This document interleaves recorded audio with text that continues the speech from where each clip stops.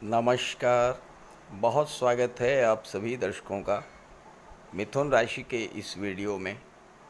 सबसे पहले आप सभी दर्शकों को 15 अगस्त 2025 स्वतंत्रता दिवस की बहुत बहुत शुभकामनाएं। 2025 के 7.5 महीने बीतने जा रहे हैं और अब 2025 के 4.5 महीने ही शेष बचे हैं, क्योंकि जब मेष से मीन राशि के सभी वीडियो आप तक पहुंचेंगे तो आपके पास 2025 के 4.5 माह ही शेष बचेंगे।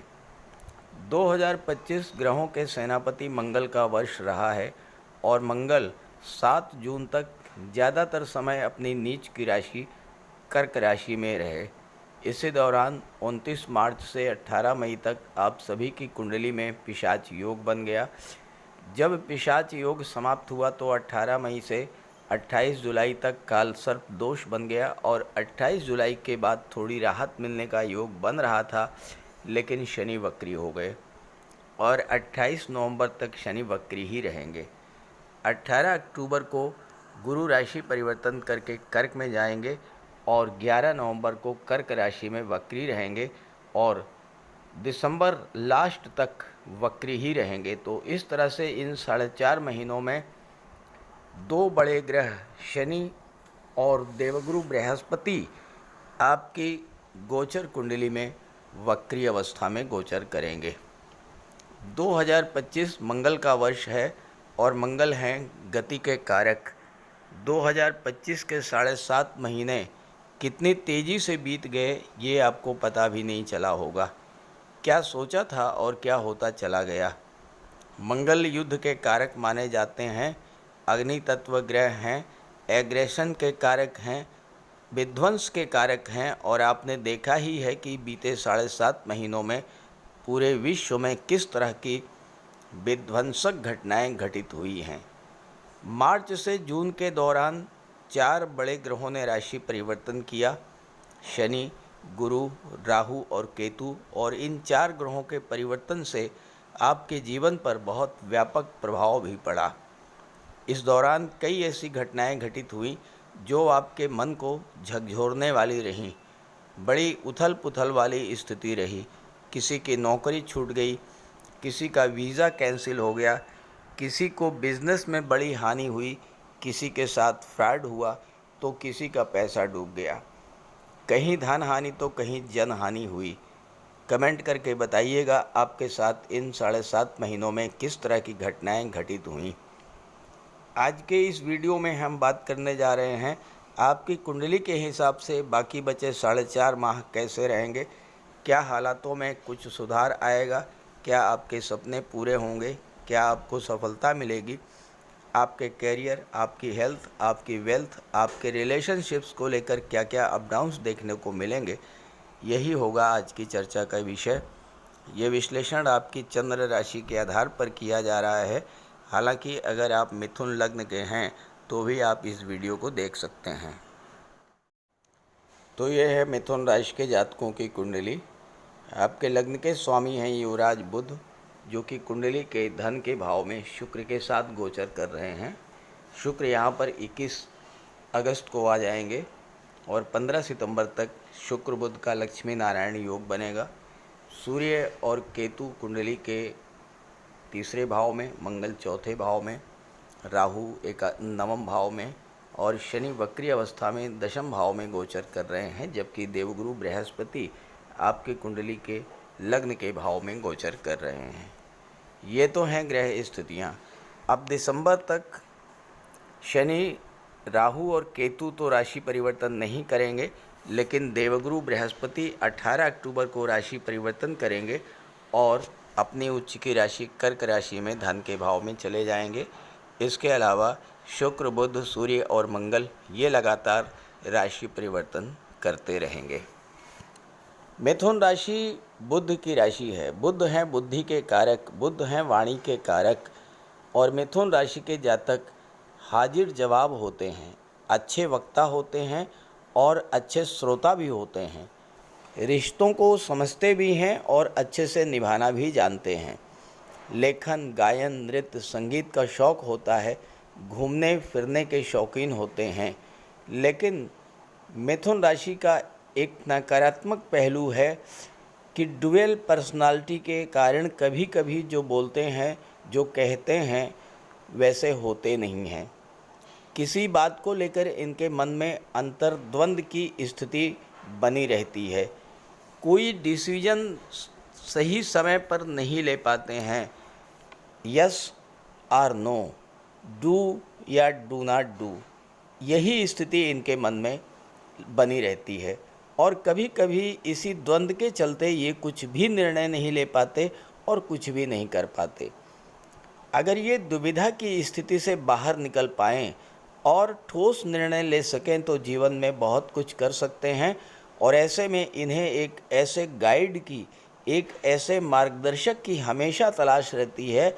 खास करके जो सिंह राशि, धनु राशि या मीन राशि का हो, ऐसे जातक इनके लिए अच्छे मार्गदर्शक सिद्ध हो सकते हैं और उनके मार्गदर्शन में ये जीवन में बहुत आगे भी बढ़ सकते हैं।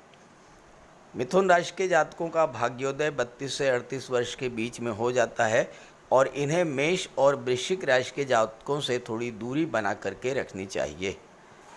मिथुन राशि के जातकों की जो सबसे बड़ी कमी है कि ये कभी कहीं भी कुछ भी बिना सोचे बोल देते हैं, जिससे अनचाहे शत्रु बन जाते हैं और बिना समझे बिना सोचे जल्दबाजी में कोई निर्णय ले लेते हैं, जिससे हानि होती है। अगर इनके मन में, इनके जीवन में अस्थायित्व की स्थिति बन जाए, यानी ये जो कार्य कर रहे हैं पूरी मनोबल से उसी कार्य को, पूरे मनोयोग से उसी कार्य को करते रहें, तो सफलता से इन्हें कोई नहीं रोक सकता, बहुत आगे बढ़ेंगे।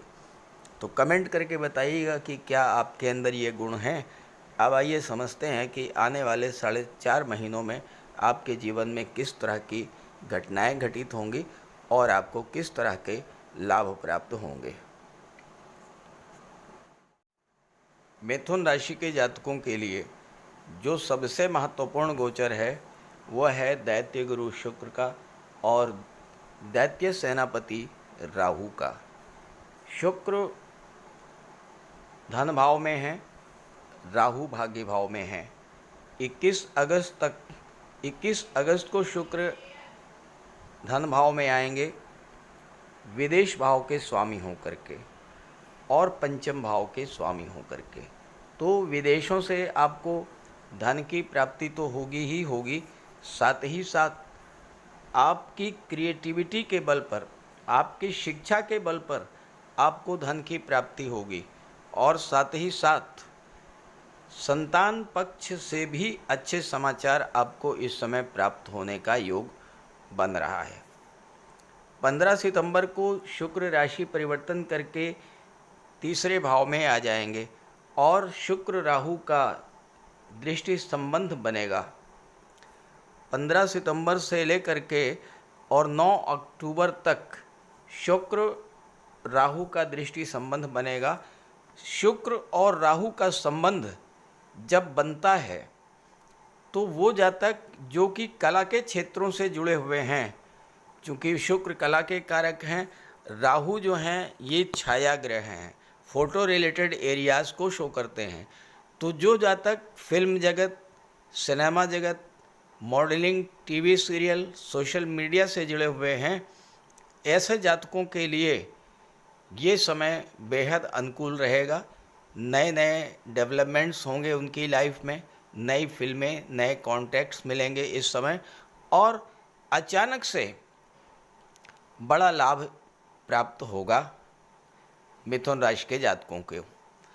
इसके बाद 9 अक्टूबर को शुक्र आ जाएंगे कन्या राशि में और यहाँ पर शुक्र और शनि का दृष्टि संबंध बनेगा। शुक्र चौथे भाव में है, शनि 10वें भाव में है। ये वो समय होगा जब वो जातक जो कि रियल इस्टेट से जुड़े हुए हैं, जो प्रॉपर्टी से रिलेटेड कार्य करते हैं, उनके जीवन में एक नया परिवर्तन आएगा, उनके रुके हुए काम बनने शुरू हो जाएंगे और उन्हें बड़ी सफलता प्राप्त होगी। तुला राशि में 2 नवंबर को आएंगे शुक्र और यहाँ पर आकर के लाभ के भाव पर दृष्टि डालेंगे तो आपकी इच्छाओं की पूर्ति होगी, धन की प्राप्ति होगी। और सबसे बड़ी बात यह है कि इस समय आपको अपनी कला के बल पर, अपनी क्रिएटिविटी के बल पर ज़बरदस्त लाभ होगा। और 24 नवंबर को शुक्र आ जाएंगे छठे भाव में और यहाँ से 12वें भाव पर दृष्टि डालेंगे तो विदेश संबंधी कार्यों में भी आपको सफलता मिलेगी। अब शुक्र का गोचर तो इस तरह का होगा, शुक्र के साथ साथ मंगल भी राशि परिवर्तन करेंगे और सूर्य भी राशि परिवर्तन करेंगे। और इन 4.5 महीनों में 2 स्थितियां ऐसी बन रही हैं, जब शुक्र मंगल का योग बनेगा या सूर्य शुक्र का योग बनेगा, और वो जो समय होगा वहाँ पर आपको विशेष सावधान रहना होगा, क्योंकि सूर्य शुक्र का जब युति बनती है तो मेल फीमेल के बीच आकर्षण बढ़ता है। मंगल शुक्र की युति बनती है तो भी मेल फीमेल के बीच आकर्षण बनता है और एक्स्ट्रा मैरिटल अफेयर्स के चांसेस बढ़ जाते हैं। तो डेट आप नोट कर लीजिए, 2 नवंबर से 16 नवंबर के बीच, 2 नवंबर से 16 नवंबर के बीच तुला राशि में कुंडली के पंचम भाव में सूर्य और शुक्र की युति बनेगी। 5वां भाव जो होता है ये लव रोमांस का होता है। यहाँ पर जब शुक्र और सूर्य की युति बनेगी 2 नवंबर से 16 नवंबर के बीच, तो रिलेशंस बहुत तेज़ी से बनेंगे और एक्स्ट्रा मैरिटल रिलेशंस भी बन सकते हैं। इसको लेकर के आपको सावधान रहना है। और 26/11 से 7 दिसंबर के बीच, 26/11 से 7 दिसंबर के बीच मंगल और शुक्र ये होंगे कुंडली के छठे भाव में। अब यहाँ पर भी मंगल शुक्र की युति बनने से एक्स्ट्रा मैरिटल अफेयर्स के योग बनते हैं, तो ये टाइम पीरियड भी आपके लिए बेहद महत्वपूर्ण रहेगा। ऐसे समय में आपको अपने आप पर, अपने आत्मविश्वास और अपने आत्मबल पर पूरा भरोसा रखना होगा और साथ ही साथ महिलाओं का सम्मान करना होगा, माता लक्ष्मी की आराधना करते रहना होगा और किसी भी तरह के रिलेशंस जो अनैतिक हैं उससे बच करके रहना होगा। राहु का गोचर आपके कुंडली के 9वें भाव में है, भाग्य के भाव में है। 9वां भाव धर्म अध्यात्म को होता है, तीर्थ यात्रा देव दर्शन दर्शाता है। लेकिन राहु का तो धर्म अध्यात्म से कोई लेना देना है नहीं। यहाँ पर आपको धर्म के जो पारंपरिक स्वरूप है, परंपरागत तरीके से जो धार्मिक कार्य आप करते हैं, राहु उन कार्यों से आपकी दूरी बना सकता है। लेकिन अगर आप राहु गोचर का पूरा लाभ लेना चाहते हैं, क्योंकि गुरु की दृष्टि भी 9वें भाव पर पड़ रही है, तो धर्म अध्यात्म से जुड़ करके चलिएगा, पूजा पाठ धार्मिक कार्य ये सब करते रहिएगा।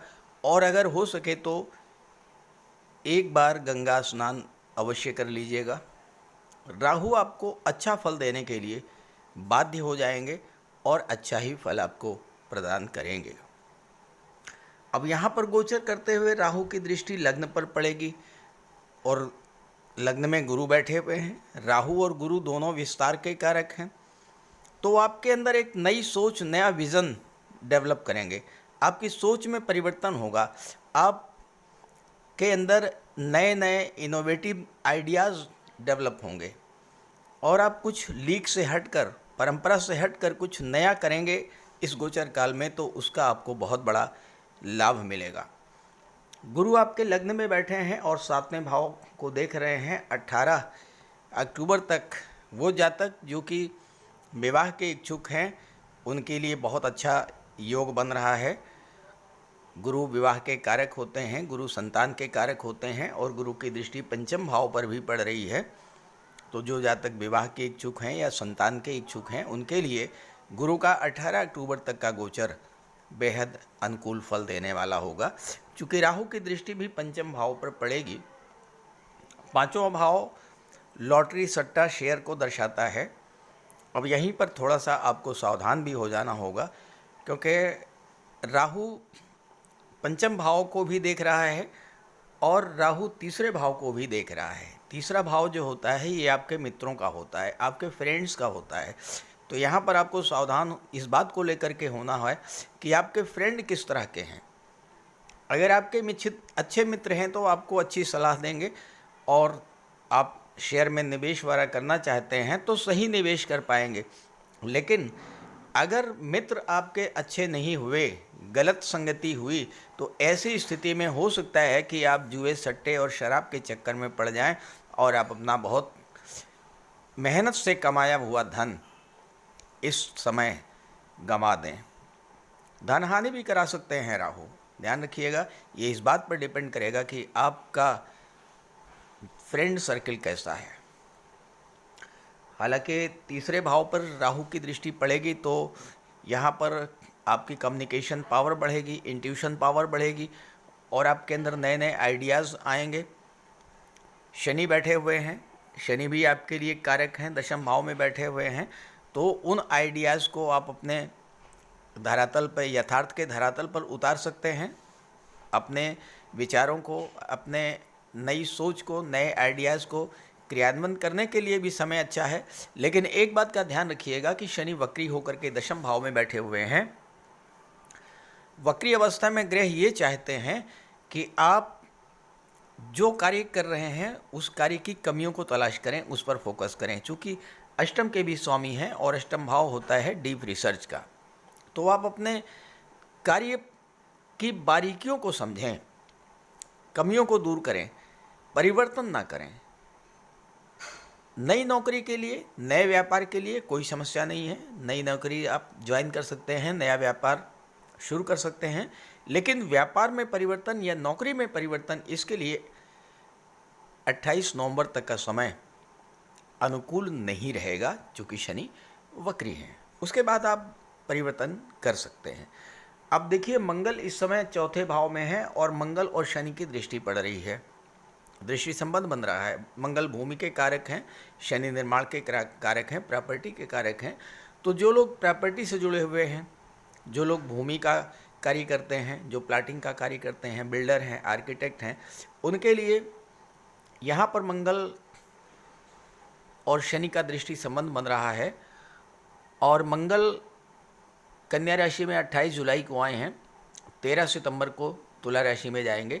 तो 13 सितंबर तक का जो समय है वो निर्माण से संबंधित, कंस्ट्रक्शन से संबंधित जो जातक हैं उन जातकों के लिए बेहद अनुकूल रहेगा, अच्छा फल देने वाला होगा। मंगल लाभ के स्वामी होकर के और पंचम भाव में जब आएंगे तुला राशि में 13 सितंबर को, तो यहाँ पर पंचम भाव की चीज़ों से आपको धन प्रदान करेंगे। हालांकि राहु मंगल का दृष्टि संबंध बनेगा, राहु की दृष्टि मंगल पर पड़ेगी, अंगारक योग बनेगा।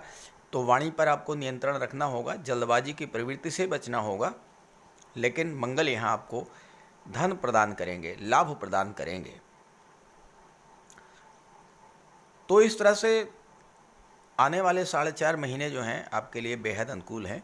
बस कुछ बातों का ध्यान रखिएगा कि मंगल जब तुला राशि में आएंगे 13 सितंबर को, तो मंगल की दृष्टि पड़ेगी 8वें भाव पर। तो स्वास्थ्य को लेकर थोड़ा सावधानी रखिएगा। जो लोग ब्लड रिलेटेड किसी प्रॉब्लम से जूझ रहे हैं उनको भी सावधान रहना है, और वाहन चलाते समय भी आप विशेष सावधानी बरतिएगा। तो इस तरह की घटनाएं आपके जीवन में घटित होंगी 17 अगस्त से 31 दिसंबर के बीच में। अब प्रश्न ये है कि क्या सभी मिथुन राशि के जातकों के साथ एक जैसा ही घटना घटित होगी? ऐसा तो बिल्कुल भी संभव नहीं है, क्योंकि मिथुन राशि के 1-2 नहीं करोड़ों जातक हैं और हर जातक की कुंडली में ग्रहों का गोचर बिल्कुल अलग है। तो अगर आप ये जानना चाहते हैं कि आपके जीवन में समस्याएं किस ग्रह के गोचर के कारण हैं और उसका निवारण क्या है, तो वीडियो के डिस्क्रिप्शन बॉक्स में मैंने अपना व्हाट्सएप नंबर दे दिया है। आप अपनी समस्या वहाँ से भेज सकते हैं और मैं उसका समाधान प्रस्तुत करने का पूरा प्रयास करूँगा। तो ये वीडियो व जानकारी अपने साथियों मित्रों को भी ज़रूर शेयर कीजिएगा। नमस्कार।